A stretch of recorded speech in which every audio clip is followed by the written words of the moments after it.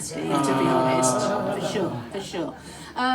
So, The Circus and the Night World, this is your 30th album, I can't believe it. Is it 30 albums? Well, that's what they're saying. I've lost count by now, I don't know. There's a lot of albums, yeah. There's a lot. Who's got everything? Yeah. Oh, yes, this is a great crowd. Fantastic. And of course, it's a concept album as well.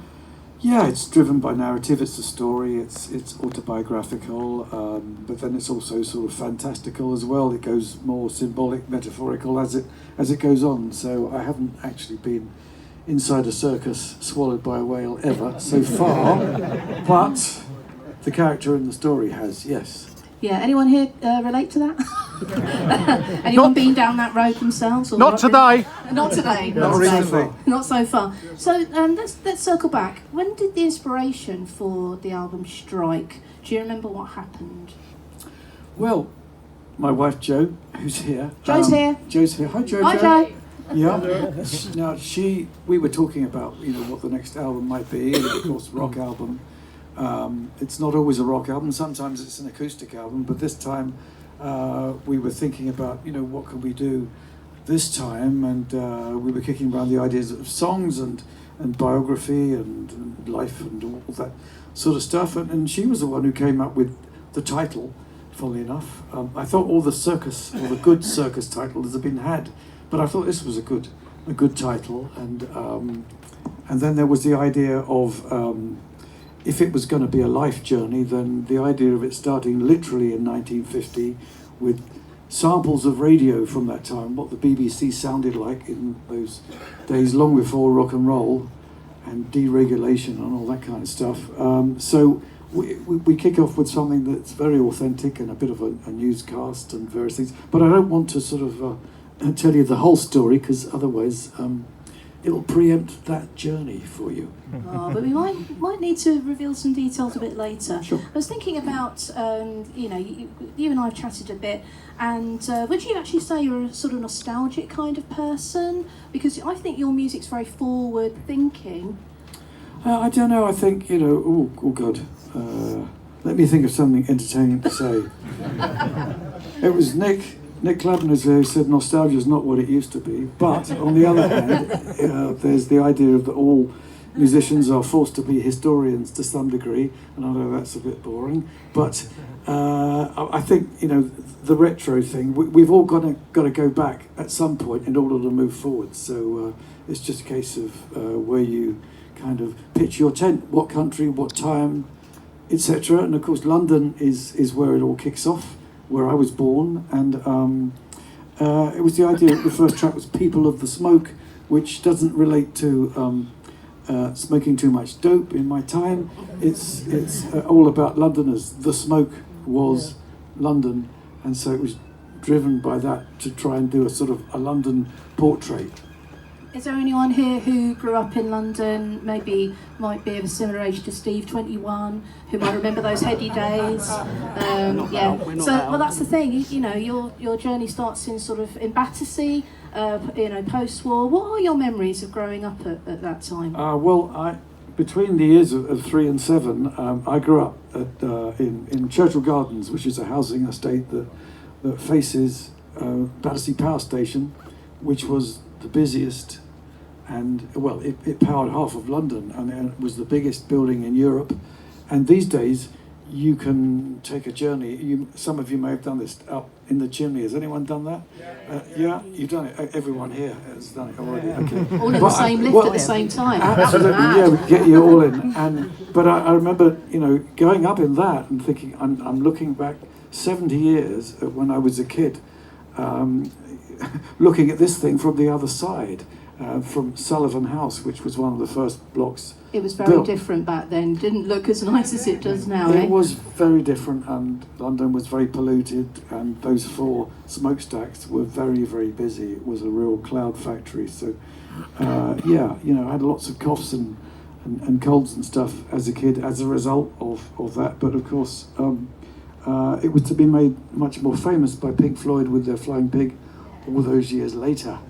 It's even mentioned in a little bit of Hawkwind as well. There's Hawkwind reference. And one of the Yes. bars is where the I can't remember the name of the album, but it's the Hawkwind cover is now a bar. They even dress in lab coats to kind of Yeah. to evoke that. Well, it's an amazing building. If you haven't been there, now you're allowed in, and shops, restaurants, and all the rest, and that amazing journey up inside the chimney to get that view from the top is extraordinary. I think you get about 30 people in about a time, I think. Yeah.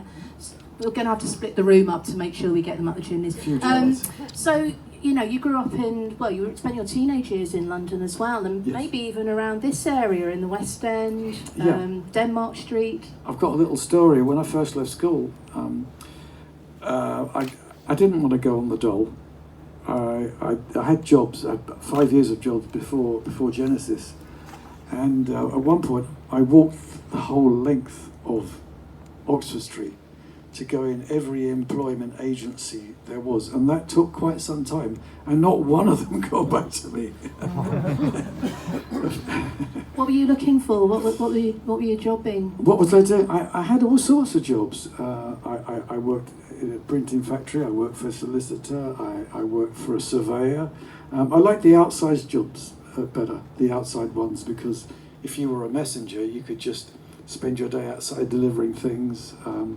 Or my other really wonderful job for me, one hot summer of 1969, was working for a surveyor and banging these nails into the road. And it was a very hot summer, so the tarmac was very soft. It was very easy work, actually, and one's responsibility ended with every nail. Dead easy. No qualification required. Happy days, eh? Happy days, yes, It was going to get more complicated later on. Fantastic. Yeah, much tougher. Were you immediately surrounded by music? And some of the music does come into your album as well, the stuff from radio, TV, films. We can hear that in the record. Yeah, well, I was, surrounded by music. My dad was musical. He was able to play a number of instruments just for fun. He was a very, very bright guy. He had lots of different skills. He eventually became a professional artist at the same time that I became a professional musician. So around about 1970, we both went through this kind of sea change of, okay, you know, this is the real deal. He was selling paintings alongside Bayswater Road, High Park, and I was up and down the country with Genesis. Oh wow! So your dad was out and about, because I've been past the portraits and. You've been, those. I think it's still there.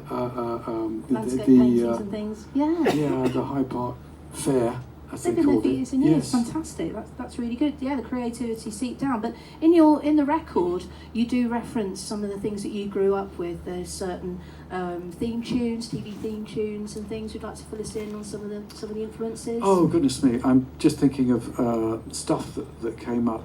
I was going to do much more of that, but luckily I was either talked out of it or run out of time. But what we had was there's a snippet from Listen with Mother.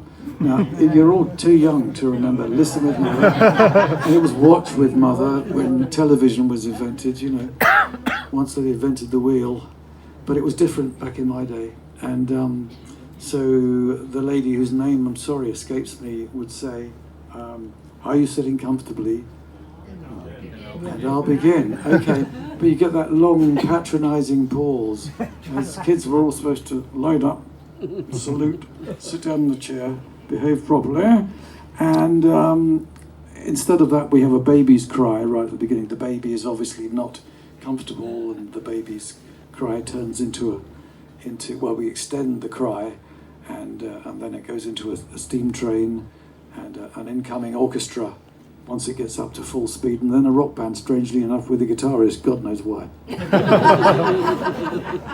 Who'd have thunk it that would happen? Roger King was instrumental in putting this together for you. He was, yeah. He really ought to be here at the moment, but he's quite shy, shall we say. I can say that about him. He would disagree with me if I said that. No, he's a quiet man, but very, very accomplished, all sorts of skills.